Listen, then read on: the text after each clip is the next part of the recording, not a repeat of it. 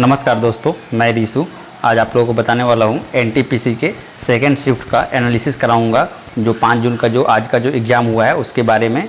और आप लोग वीडियो को अंत तक जरूर देखिएगा। मैं उसमें ये भी बताने वाला हूं कि मैथ के कैसे क्वेश्चन आ रहे हैं, रीजनिंग के कैसे आ रहे हैं, करंट के कैसे आ रहे हैं, तो आप लोग वीडियो को अंत तक जरूर देखिएगा। चलिए दोस्तों, पहले क्वेश्चन से मैं शुरुआत करने वाला हूँ। तो सबसे पहला जो क्वेश्चन है आप लोग देख सकते हैं, वोमेंस टाटा IPL 2025। मैंने इसमें लिखना भूल गया 2025 किसने जीता है, तो इसका ये इस पे क्वेश्चन आया था। तो आप लोग टाटा IPL जो है इसको ज़रूर आपको याद रखिएगा। अभी भी जो ये लास्ट वाला जो अभी बेंगलुरु जीता है, इससे भी क्वेश्चन आ सकते हैं आने वाले एग्जाम में। फिर मैं बात करूं अगला, तो नागरिकता से एक प्रश्न था कि कौन से नागरिकता से संबंधित था। आप लोग नागरिकता जरूर पढ़ के जाइएगा, आने वाले में पूछ सकता है। वहीं मैं बात करूं अगला, महानदी की लंबाई के बारे में पूछा था। तो आप लोग नदियों से क्वेश्चन बहुत पूछे जा रहे हैं, तो आप इसको देखिएगा। अभी तत्काल आप जान सकते हैं 900 किलोमीटर है महानदी की लंबाई।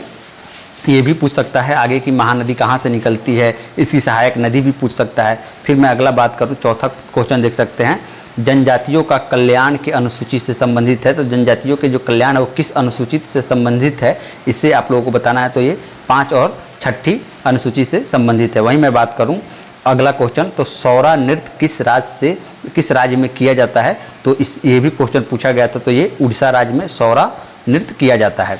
तो नृत्य से भी क्वेश्चन स्टैटिक्स जीके से संबंधित है। तो आप लोग स्टैटिक्स जीके जरूर देखिएगा नृत्य से संबंधित क्वेश्चन पे।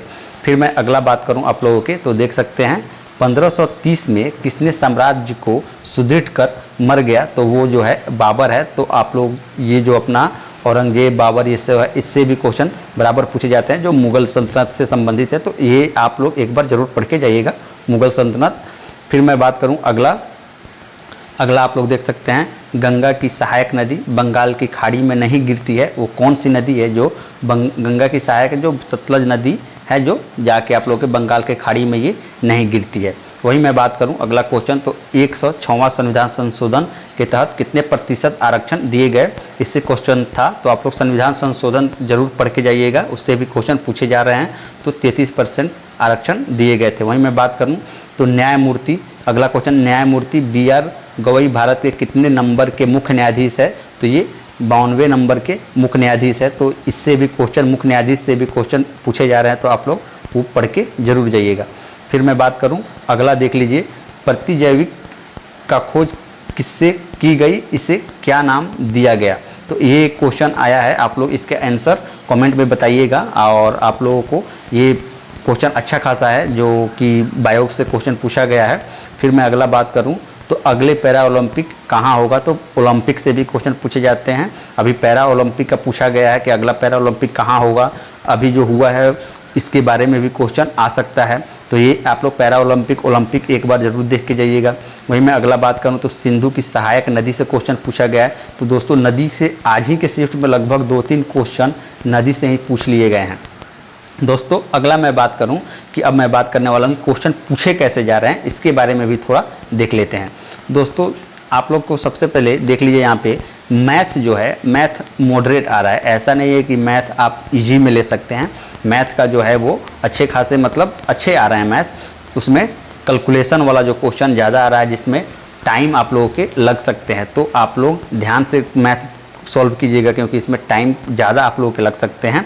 तो अगर ऐसा होता है कभी कभी कि एक ही मैथ में हम फंसे रह गए 4 मिनट 5 मिनट, तो उतने समय अपने पास होता नहीं है। तो अगर हम एक मैथ में, एक क्वेश्चन में कोई फंसे, तो उसको डायरेक्ट स्किप करके हम अगले क्वेश्चन को ट्राई करेंगे, ना कि उसी में फंसे रह जाएंगे।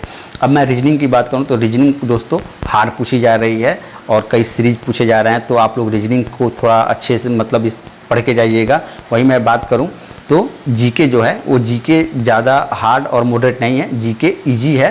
तो आप लोग इस पे आप ध्यान दीजिएगा। जीके में साइंस भी अच्छे खासे पूछे जा रहे हैं। वही मैं बात करूं करेंट की, तो करेंट जो मुख्य रूप से अभी जो पूछे जा रहे हैं 2025 के ही पूछे जा रहे हैं। 24 के भी 1-2 क्वेश्चन देखने को मिला है, ज़्यादा नहीं मिला है। तो आप लोग ज़्यादा करके अगर पढ़े हैं तो 24 को रिवीजन कर सकते हैं। लेकिन अगर आप लोगों को पढ़ना है तो ज़्यादा करके आप लोग 2025 के जो अभी है, लगभग कितने 5-6 महीने की जो है, उस पर आप लोग ज़्यादा फोकस कीजिए। और 2024 के आप लोग कर सकते हैं, अगस्त के जो बाद के 2024 के है, लगभग मतलब 1 साल के कम से कम आप लोग के कंप्लीट होने चाहिए। उधर के 6 महीने और अभी के ये जो 5-6 महीने हुए हैं, आप लोगों को इतना कंप्लीट होना चाहिए। तो दोस्तों यही एक क्वेश्चन मुझे मिला है आप लोगों के, इसी पे मैं थोड़ा आप लोगों का एनालिसिस करके बताया कि ऐसे क्वेश्चन आ रहे हैं। मैथ रीजनिंग के भी क्वेश्चन अच्छे खासे पूछे जा रहे हैं। दोस्तों सबसे ज़्यादा ज़रूरी है आप लोगों के टाइम मेंटेन करना सबसे ज़्यादा ज़रूरी इसमें रेलवे के जो एग्ज़ाम है इसमें होता है। और उसके बाद निगेटिव दोस्तों, क्योंकि निगेटिव इसमें 3 पे 1 है, तो आप लोग निगेटिव पे ज़्यादा, बहुत लोग ऐसे हैं जो कि 80-85 ऐसे क्वेश्चन करके आ रहे हैं, और जब एग्ज़ाम जब होता है तब उन लोगों को पता, जब इसका जो पेपर जब आता है, जब आप लोगों के आएगा नंबर, तो उसमें पता चलेगा कि 20-25 ऐसे क्वेश्चन गलत हो गए, और 20-25 क्वेश्चन गलत हो गए, उसमें से आपको निगेटिव 8 क्वेश्चन के हिसाब से 8 मार्क्स कट गए, तो फिर आप लोग कहीं के भी नहीं रहिएगा, डायरेक्ट आ जाइएगा 40-45 पे। तो आप लोग सबसे पहले जो अटैम्प्ट है वो अपना एक्यूरेसी के हिसाब से कीजिए, अच्छा एक्यूरेसी बनाइए। अटैम्प्ट करने से 80-85-90 करने से उससे आप लोगों के रिजल्ट नहीं आने वाले हैं, एक्यूरेसी पे ज़्यादा ध्यान रखिए। तो दोस्तों फिर मिलते हैं नए वीडियो में, नए आप लोगों के एनालिसिस में। तब तक के लिए धन्यवाद। और चैनल पर नए हैं तो दोस्तों चैनल को भी ज़रूर सब्सक्राइब कर लीजिएगा।